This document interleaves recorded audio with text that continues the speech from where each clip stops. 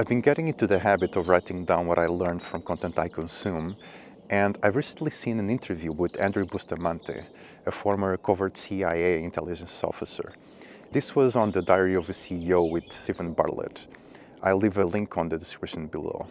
Andrew talked about how spy skills can be transferred into everyday life and business, and he gave his candid and unfiltered view on the human condition. So here are my key takeaways. If you want to be a step ahead of everyone else, just do an action, any action. And you'll already be ahead of everyone by doing that, because even if you fall, you'll already be 4 steps ahead of everyone else. There are 2 kinds of people. Those who fall victim to their fears and will be stuck on a cycle of consumption. He calls them the cogs, the bobbleheads. And he mentioned that we actually need them because then the other part are those who face their fears and produce the things that the cogs want, but fear of doing. So they exploit them. Andrew mentioned that motivation and manipulation are the same sides of the same coin.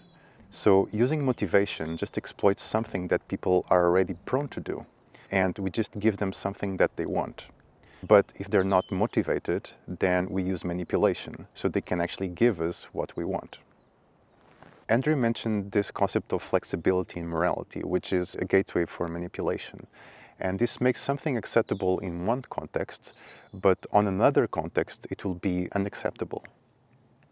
Then there are 3 spheres: the public, the private, and the secret. The public sphere is a safe zone, so it's what you wear, it's what you say on Instagram, it's what you state to everyone. It is the identity that you want other people to perceive. The private sphere is what the people in your inner circle see. They know your birthday, they know your favorite ice cream. They are the ones that really know you, so it's small by definition. This makes you feel good and special, and you have this elite group which is distinct from the public. The secret sphere is where all of your secrets lie. So it's the affair you're having, it was the molestation you had as a kid, it's all of your dark thoughts. To move from one person's public to secret sphere, you actually need to pass by the private one first.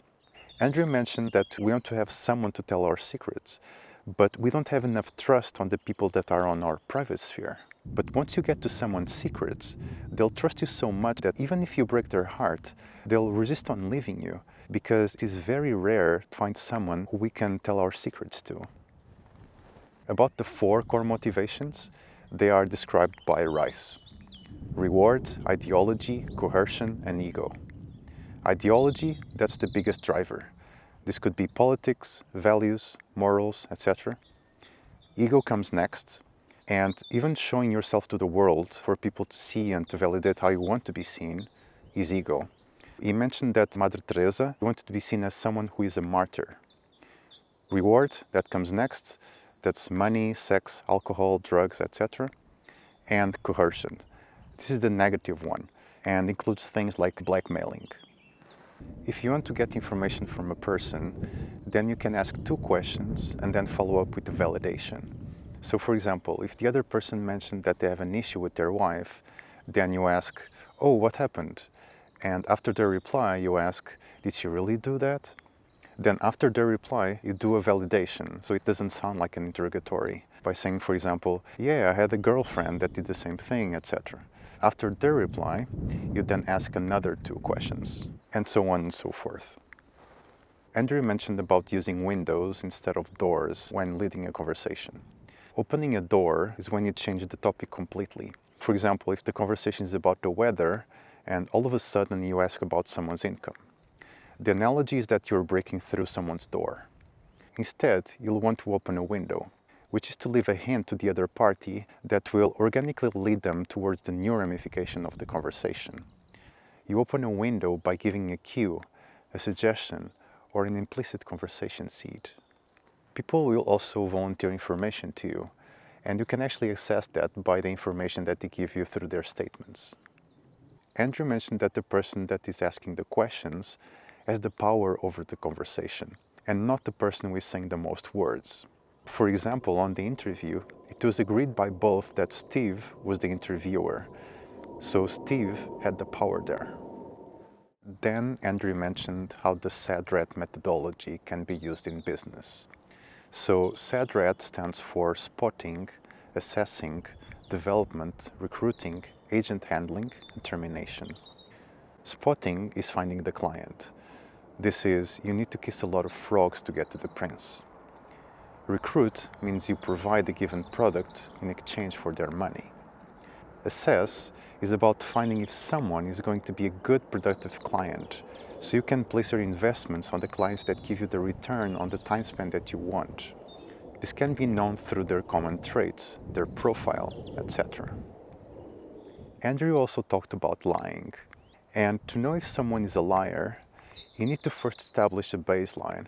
And once that is acquired, you need to put pressure on them to see if they react differently.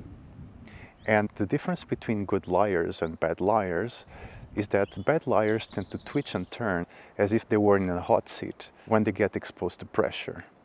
Good liars, they occlude all of these signals. And good liars, they tend to be the ones at parties that ask a lot of questions. And you felt like they were so friendly. But in reality, you know nothing about them. Then there is perception versus perspective. Perception is your gut view. Perspective is seeing the event through other lenses.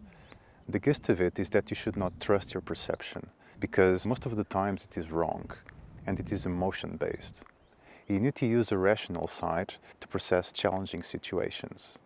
And to achieve that, you need to be inoculated by getting exposed to small doses of something you fear.